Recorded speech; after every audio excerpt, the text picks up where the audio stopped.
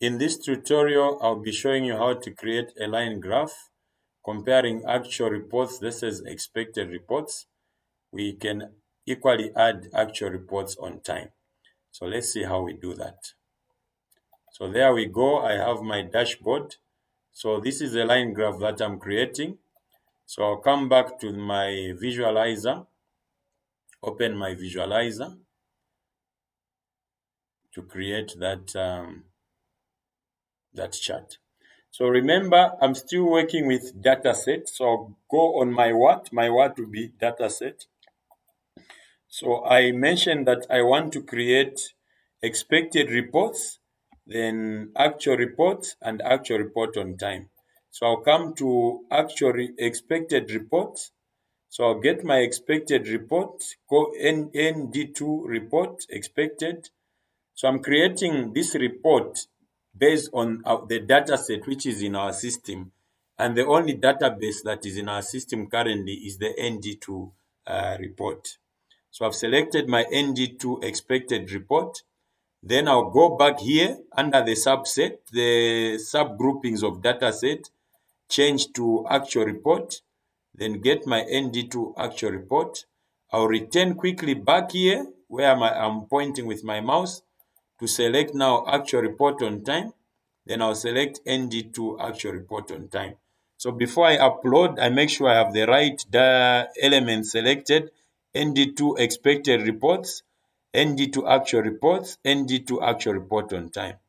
The period, remember, I want to create for last year. I want to see how we performed in terms of comparing the actual versus the expected. So now what I'll do is, since I'm creating for last year all the weeks, it's a weekly chart. I'll select weekly, previous year, because I'm interested in 2020, not 2021. So I'll get all the weeks for previous year.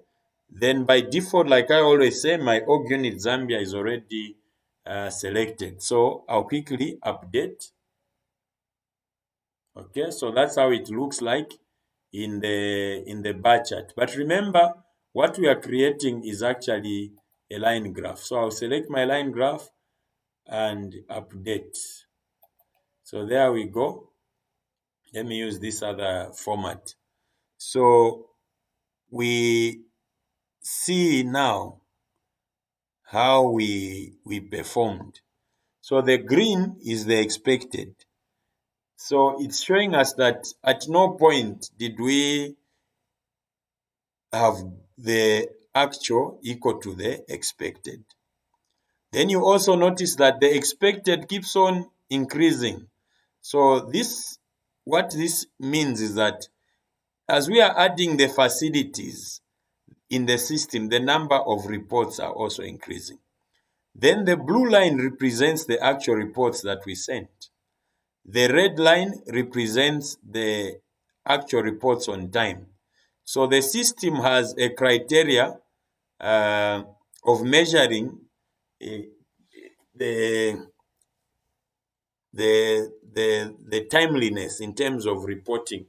So we see that even actual reports on time, our entries were not equal to the actual reports. So meaning some reports were delayed to be entered. That's why the two are not equal.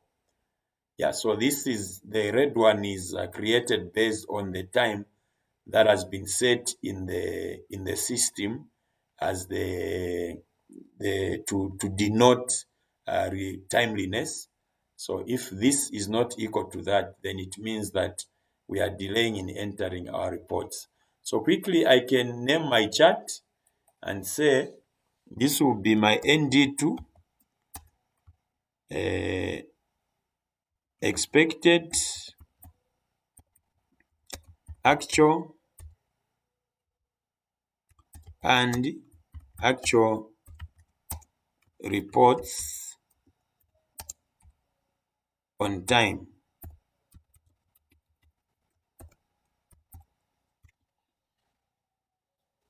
(2020). In my subtitle, I'll just say Zambia.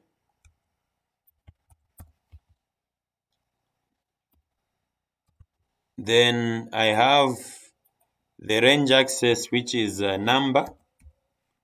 So there it represents number. Then I have the domain, which is weeks, or week, just week, and say update. So there we go. We have our chart. ND2 expected, actual, and actual report on time. Expected reports, actual reports, and actual reports. Actually, I need to rename it nicely. So I'll go back to my layout and say expected reports. So the naming is equally important in presentation of data. So always make sure that you give your chart the correct name, so that in case you are presenting and somebody just walks in, they'll be able to understand just by reading your chart.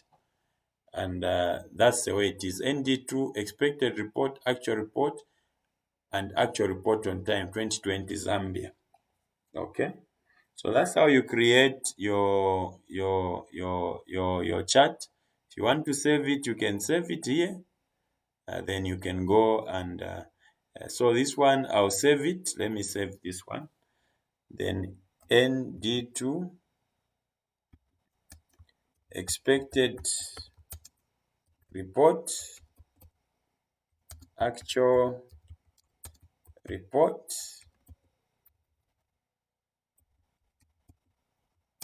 and the actual report on time. So I will save it. So I've saved it. So that's how you create. Remember what I've saved. In the next video, I'll show you how to create a dashboard based on what I saved. So thank you for watching.